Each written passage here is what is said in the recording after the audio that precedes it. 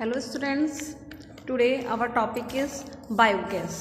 Biogas के plants तो आपने मोस्टली देखा होगा, आप ब्लेजेस में लगाते हैं लोग, ठीक है। बायोगैस में क्या होता है कि जो भी ऑर्गेनिक मटेरियल्स, ऑर्गेनिक वेस्ट होते हैं ना, जैसे डग्स होता है, काउस वगैरह का एनिमल वेस्ट होता है, ह्यूमन वेस्ट होता है, इन सबको क्या करते हैं ना, एक डिप बनाकर, एक गड्ढा खोद कर ना उसमें दबा दिया जाता है, ठीक है। और उसमें क्या होता है, फिर वो वहाँ से क्या होता है, उसमें रिसाइकलिंग होती है, ठीक है। उससे कुछ गैसेस निकलती हैं, उन गैसेस का यूज़ क्या करते हैं हम अपने किचन में यूज़ कर लेते हैं, मतलब कुकिंग गैस में, जो खाना बनाने के लिए गैस होती है ना, उसमें यूज़ कर लिया जाता है। बहुत से प्लेसेस हैं जहाँ पर बायोगैस का यूज़ किया जाता है। टॉपिक है biogas. India leads in converting organic waste specially humans and animal waste, cow dung etcetera into fuel for cooking and lighting called biogas.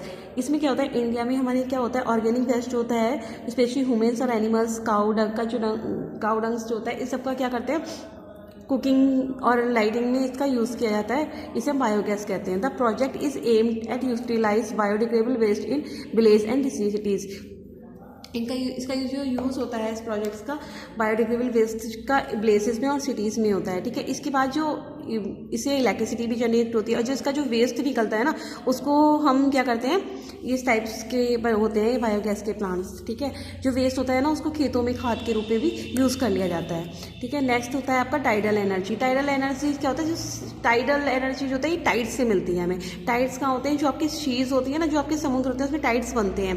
कुछ वेब्स और टाइड्स अलग होते हैं, ठीक है। टाइड्स बनती हैं, उस टाइड से क्या होता है, इलेक्ट्रिसिटी जनरेट होती है।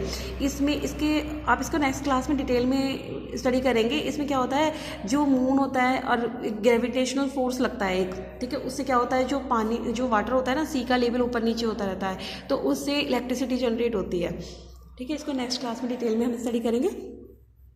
यहाँ देखते हैं tidal power energy in the form of power, ठीक है। इसमें क्या होता है, ये पावर की फॉर्म में होती है। And convert tidal waves into useful form of power, mainly electricity. जो टाइड्स बनती है ना, इससे इलेक्ट्रिसिटी यूज होती है, इस टाइप से पैनल्स लगा दिए जाते हैं, ठीक है, टाइडल एनर्जी में। नेक्स्ट है आपका कंजर्वेशन ऑफ पावर रिसोर्सेज। हमें क्या करना चाहिए, पावर रिसोर्सेज को कंजर्व करना चाहिए, ठीक है।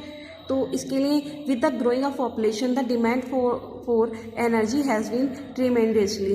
जो जैसे हमारी पॉपुलेशन बढ़ रही है ना, वैसे ये सभी पावर रिसोर्सेज होते हैं, इनकी डिमांड भी बढ़ रही है। जब हमारी पॉपुलेशन बढ़ेगी, हम लोग यूज़ करेंगे इन चीज़ों का, तो वैसे ही इनकी डिमांड भी क्या होगा, बढ़ेगी, ठीक है। तो इसके लिए क्या होता है, ये जो है, ये सब जितनी भी पावर रिसोर्सेज हैं हमारी अर्थ पर, क्या है, लिमिटेड फॉर्म में है, ठीक है। जब ये सब चीज़ें लिमिटेड फॉर्म में है, हम जो है इनका बहुत ज़्यादा यूज़ करेंगे या इनको वेस्ट करेंगे, तो क्या होगा कि बाद में प्रॉब्लम आ जाएगी हमारे फ्यूचर के लिए, हमारी न्यू जनरेशन्स के लिए चीज़ें नहीं बचेंगी। जो मिनरल सॉइल्स है, इसको बनने में मिलियंस ईयर्स लग जाते हैं, ठीक है। अगर हम इनको वेस्ट करेंगे, इनका ज़्यादा यूज़ करेंगे, तो क्या होगा, हमें बहुत ज़्यादा प्रॉब्लम हो जाएगी, हमारे फ्यूचर के लिए हमारे पास कुछ भी नहीं बचेगा। It is the natural gift to us, we must respect it. ये क्या है, हमारा एक नेचुरल गिफ्ट है जो नेचर ने हमें दिया है, इसकी हमें रेस्पेक्ट करनी चाहिए।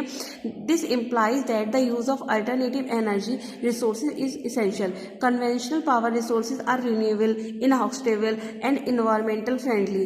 We must act in the time of save and precious resources. जो हमारी ये होती है ना, कन्वेंशनल एनर्जी होती है, ये क्या होती है, रिन्यूएबल नहीं होती है, ठीक है।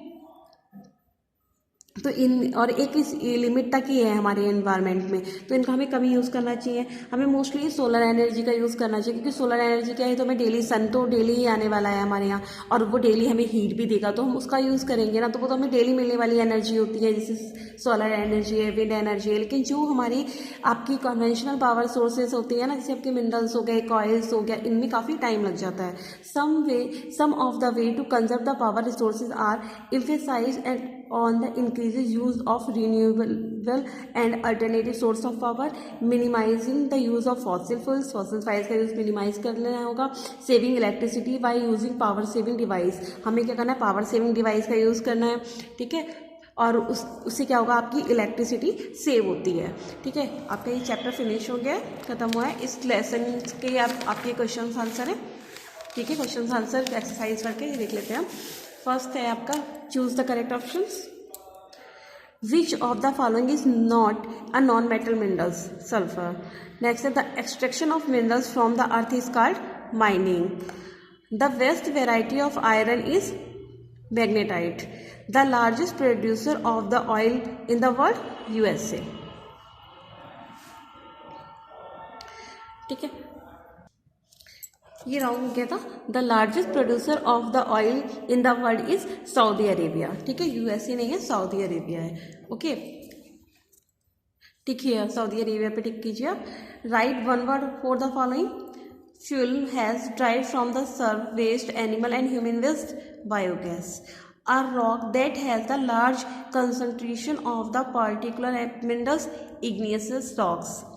The extraction of mineral resources from the earth, mining. The process of extraction of mineral soil, drilling. Okay.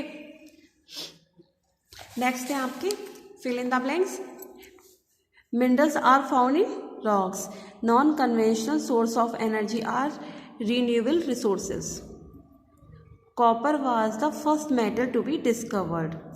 Is done when the minerals are located deep within the earth. Underground mining.